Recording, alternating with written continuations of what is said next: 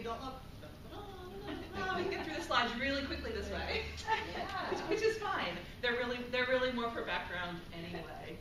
So, well, thank you to Paula. My name's Janet Zeis. I'm the Community Resilience Coordinator for the Chester County Department of Emergency Services, which is a really fancy way of saying I work in the same group with the 911 Center. They're our most visible part of what we do. I was hired back in 2011. I grew up in Chester County. How many disasters do we have in this area? This should have been my cushy government job. So if you're hired by government, it happened to have been August 1st, 2011. I had worked there exactly 3 weeks. August of 2011, what was the storm? It started with the word hurricane, which once again, this is why we have New Jersey. This should not have been an impact, but it certainly was. Not Agnes, that was a few years actually before me. So that was actually Hurricane Irene. Remember, Hurricane Irene came. I had literally been in my position for 3 weeks. I had 2 things. I had the phone number of the VOAD coordinator for Southeastern Pennsylvania. Anybody familiar with VOAD? Does that mean anything to anybody? Should mean something to you at least, if you've got the FEMA certification going. VOAD is Voluntary Organizations Active in Disasters. And that's very important. These are a lot of your large disaster organizations, many of whom the names are very familiar to you: the American Red Cross, the Salvation Army. Many of them are faith-based, Lutheran Disaster Response, Southern Baptist Relief, organizations like that. But what's cool about those organizations is that even though they may not agree on blue sky days on things, they've come to points of consensus that during disasters, they're going to work together. So I had a phone number of one person, I had the ability to use Google Sheets, and we made it up from there. So for the past 8 years, I've been trying to develop systems and programs and plans and communities that we sure could have done a better job. Because it's interesting, in August of 2011, week 3, was Hurricane Irene. Anybody know what happened in September of that year? What came next? Twin Towers. Not yet. This is 2011. Oh, okay, sorry. So you're ahead of it. That actually started to change the disaster world as well. That was one of the really big things that changed the way we look at everything. So, followed by Tropical Storm Lee 10 days later. Next year, we already talked about it. The original path for Hurricane Sandy had it coming straight up the Chesapeake, which would have actually, if anyone's familiar with Brandywine Hospital in Chester County, that's where it was headed. That was its initial path. Turned left, instead it wreaked havoc in New Jersey. Fast forward to 2014. 2014, I think the last presenter touched on it. Ice storm that impacted Chester County. 85% of homes and businesses were without power for some period of time. You lose power in the beginning, it's kind of fun. Anybody like to camp? So, you're in the dark, you tell stories, you play games. You know, it's a lot of fun. By day 2, not as much fun anymore. By week 2, the world is really different. So, after 2014, I'm happy to report we haven't been doing as much of that. We've been actually much more fortunate, which means other communities have not been. So instead of focusing so much on what is our community responding to and how do we do that, we've been talking about what makes our community more resilient. What's going to make us better positioned knowing that these events are becoming, call it what you want, and so it's, you can do this at the dinner table with anybody who you happen to be sitting with. Talk about events that are becoming more frequent and longer in duration, because that's really how we need to approach this, is more frequent and longer in duration. Looking at the term of resilience, I did a presentation last year at the NIST conference.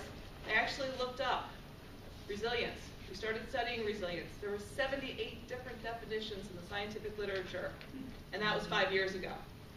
Every discipline defines resilience a little bit differently, and nobody owns resilience.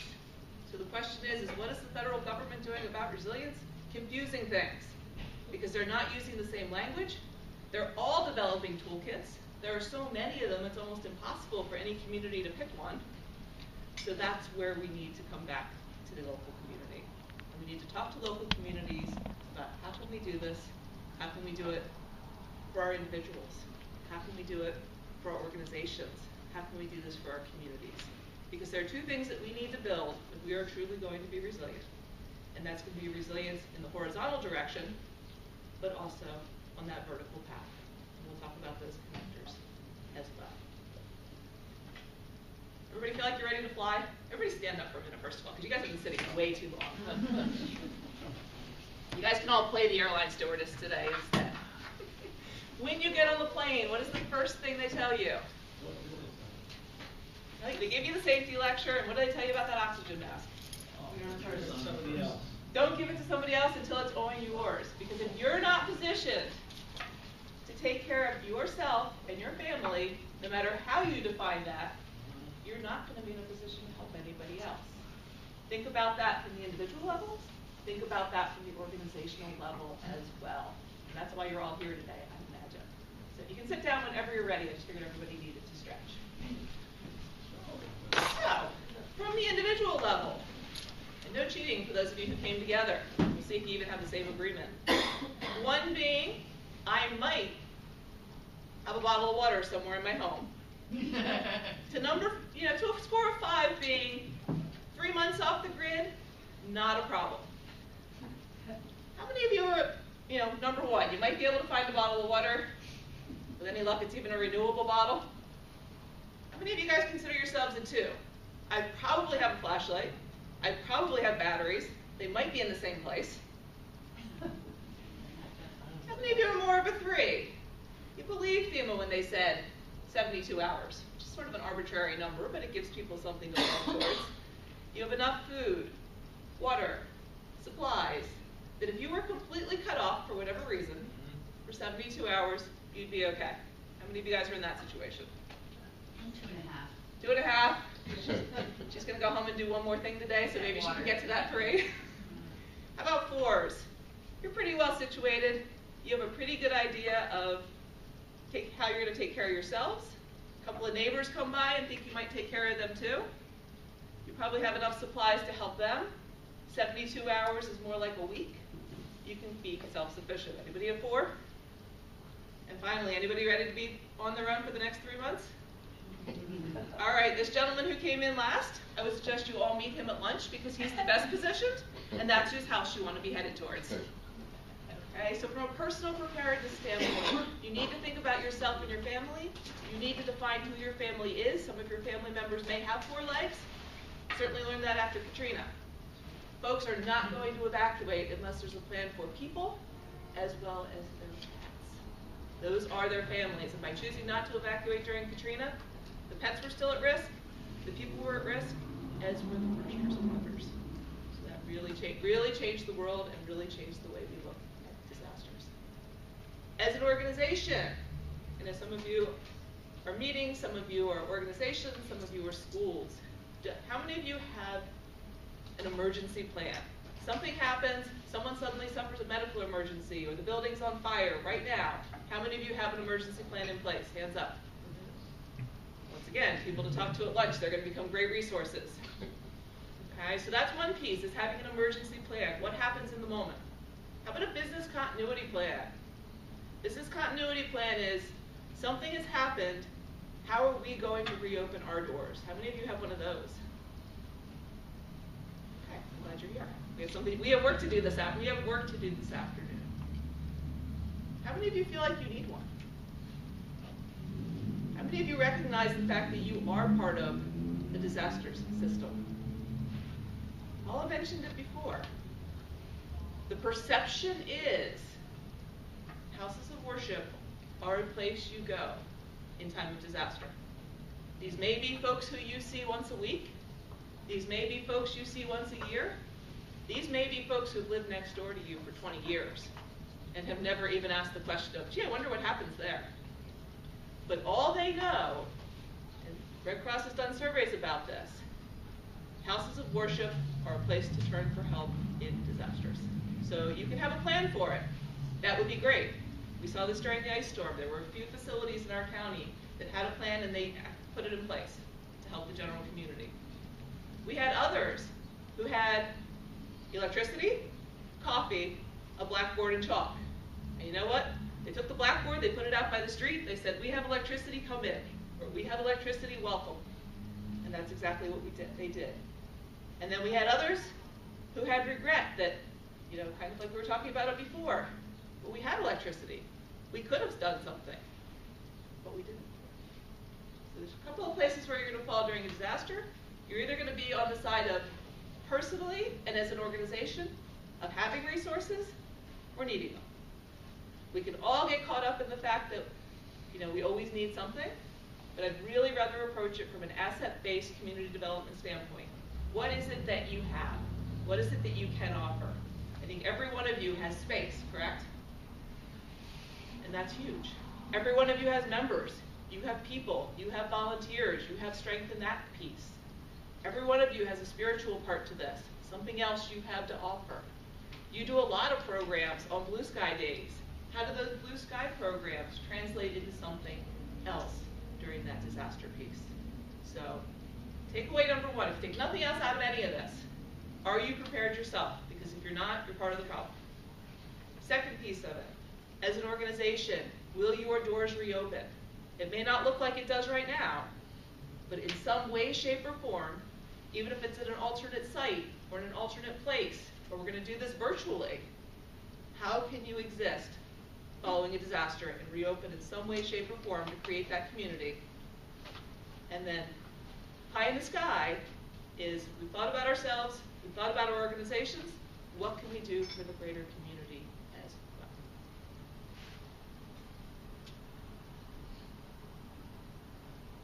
well? All right, who's in charge? And this is coming up really strangely because I PDF'd it because it's much too large.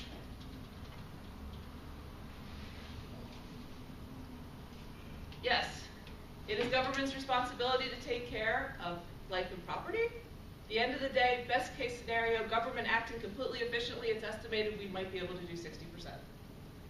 And that's a might, and that's under perfect conditions. So I won't ask you because I work for government, although I spend most of my time pretending I don't. How many of you think we can do this with 100% efficiency? I can tell you it's much worse than the fossil fuels you were talking about earlier. Okay? So therefore, what's it going to come down to? It's going to come down to the fact of local government, New Jersey's home rule, but that actually makes you function pretty much like Pennsylvania does. In the state of Pennsylvania, okay, first let's back up. We're not a state. We're a commonwealth. Anybody remember back to 8th grade history? The difference is, in a commonwealth, it's the lowest form of government has the authority. Those of you from Philadelphia, this is really simple for you. Philadelphia is the county, and Philadelphia is also the city. It's one. For those of you like me who work in a county, I have 73 municipalities, all of whom operate as independent fiefdoms. What does that mean? It means all emergencies are local, and responsibility ultimately falls to them. This is why in municipalities in Chester County, and Montgomery County, Delaware County, and Bucks County are very similar. You may have one fire department. You may have 4 fire departments who have part of your municipality. You may have state police coverage. You may have regional police coverage. You may have local coverage. It may change every 8 hours, and you know what? They're all okay. Because all that's required is that they have a provision to provide that service. During a disaster, every municipality, and as I said, this is Pennsylvania, so New Jersey, you'll have to be a little flexible with me, but they have to have a plan, they have to have a coordinator, and they have to have an emergency operations center, which is for communications. So for me, trying to coordinate things at the county level, there are 3 reasons why we get involved. We get involved because it involves more than one municipality. So that's something like your Hurricane Irene scenario. We get involved if it involves a hazardous material, because your lowest level hazardous material team is at the county level. Or we get invited, or we get involved if we're actually invited. The municipality says, will you help us with your resources, with your connections, with other things? FEMA got a horrible rap after Katrina, and there's a lot of reasons for that, but at the end of the day, the state of Louisiana had responsibility for inviting FEMA, and it took them 3 days to do it. People never heard that. They never understood that. Anymore, now, when Harvey was coming, the good news for Texas is they pre-positioned a tremendous amount of resources. This is something that hadn't happened in Katrina, and that made a huge difference.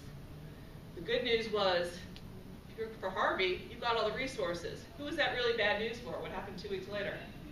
Irma came along. Guess where all the resources were? They were in Texas. So they were able to move some of them. Interesting thing about Irma is they actually evacuated people into the area where the storm ultimately hit.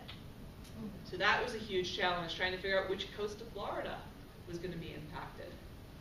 And then moving into Maria. Once again, one of the reasons, I mean, it's also an island that had another set of challenges for it, but one of the reasons why Maria is so difficult to respond to is because there was already such resource fatigue, and all these other disasters were already happening when that came across. So disasters are local. Anybody who's an old movie aficionado and has seen The Blob, that's the ultimate disaster from Chester County. Proving all disasters are local. In Phoenixville, they still have Blob Fest every year. I highly recommend coming out. It's just a cultural experience unto itself. So, kitschy movie of the 1950s, still funny. They reenact it every year. But proving all disasters are local when a community can claim that.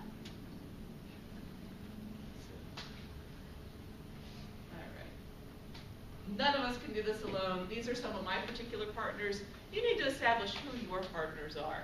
And it may be partners on the four corners.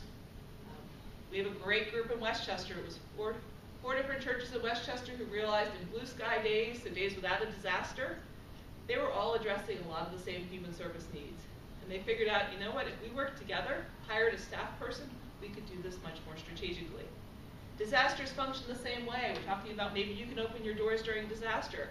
Maybe that doesn't make sense if you're not the organization that has the generator. But maybe you have folks who can go and help with something else. Maybe you have a parish nurse. Maybe you have something else that you bring to the table.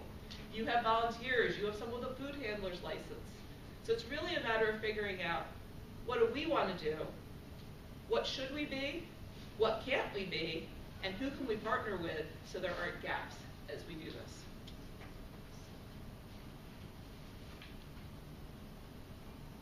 Phases of disaster.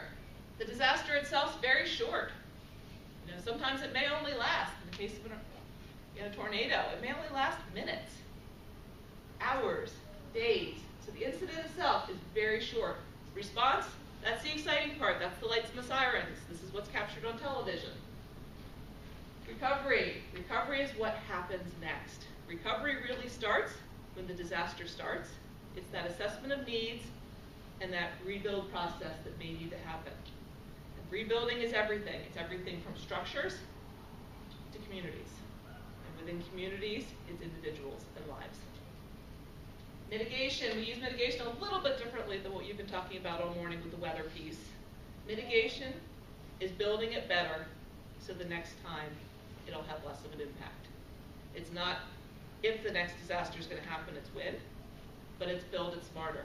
It's don't put the HVAC system back in the basement if it flooded. Put it on the first floor. That type of thing. Which brings us back to preparedness, which is where we are today. That's the other side, the emergency management. Fact of the matter is, this is what really happens after a disaster. Okay? Pre-disaster, everything's pretty steady state. We're able to hold symposiums like this on nice sunny days. Then the impact. You hit your low, but it's also where you're on television. If you're going to fundraise around a disaster, you've got about 4 days before your old news.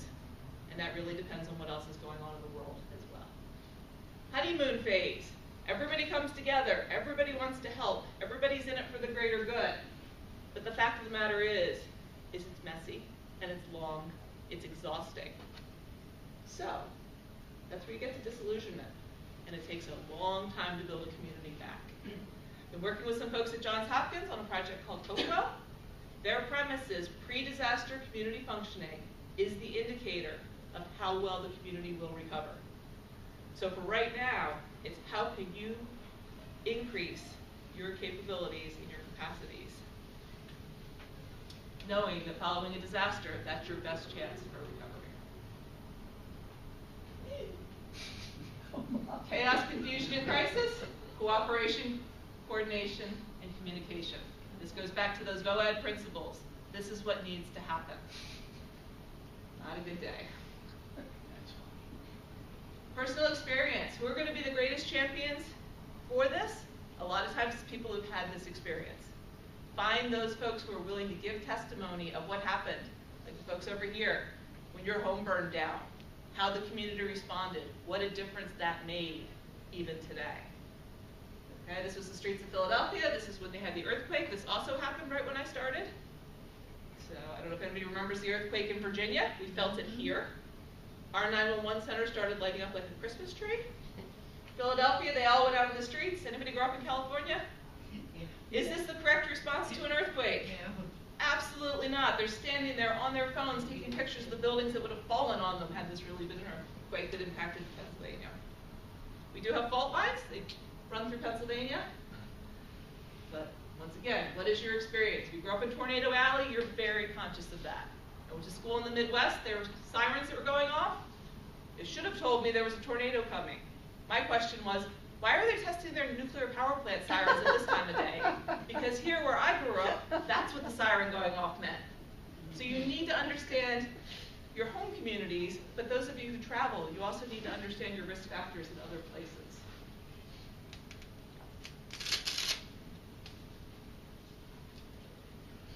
As far as what you should be planning for, water, water, and more water. Might be frozen in the case of the ice storm, might be flooding. Interesting thing about the disasters that crossed Pennsylvania in 2018, 50% of them were not riverine flooding. They were flooding caused mainly by impervious surfaces and changes to the environment. So Schuylkill County, Susquehanna County, and quite a few other ones are actually having active recovery efforts going on to flooding events that don't have a name that significantly impacted communities. Touched on a lot of these already, 2011, 2012, 2014, 2016, 2018. Map in the corner shows you the power loss across the entire county. Top corner was 2011, 2014. Everything from your infrastructure of your communities, your inability to move people or goods, as well as personal impact and power. Unfortunately, somebody touched on this. The reality of shootings in both houses of worship and schools is real. And this truly tells you that no one is immune. If this can happen at West Nickel 9 School in Lancaster County, it can truly happen anywhere. So what are we going to do? You can either increase your resources, and you can limit your vulnerabilities. And that's what we're going to try and balance out. Obviously, no one's ever going to have as many resources as they'd like to have. But really, for me, the definition of a disaster is, do you have the resources available to handle it? What's a disaster for one person is not for someone else. Why? Because when he presented before, after 4 days, what did he do? Who was paying attention? Somebody must have been still listening. Took out his credit card and found a hotel room because he had the resources to do that. And the resources aren't always financial. They often help. But often those resources can look like something else. So this is your game. If you're going to decrease risk, you're going to have to work on one of these sides. Ideally, you're working on all of them. So how do we do it? Emergency plan. What happens if something bad were to happen right now? Somebody grasps their chest right now, what are we doing? Those are all good answers, but what's the best answer? Thank you. Because unless you call 911, you're not going to have the right resources here to take care of it. So finding out if there's an AED in this building, critical. But calling 911 means you're actually going to have help that's going to come. Okay? This is continuity plan. This is, will your school or house of worship reopen? If so, at what capacity? At what time frame? That type of piece. After Joplin, everybody remembers Joplin, Missouri, what happened there? After the tornadoes, there are two things folks said they needed to recover in their own communities. One was employment, and the second one was schools. Because the schools provide that safe environment for the kids.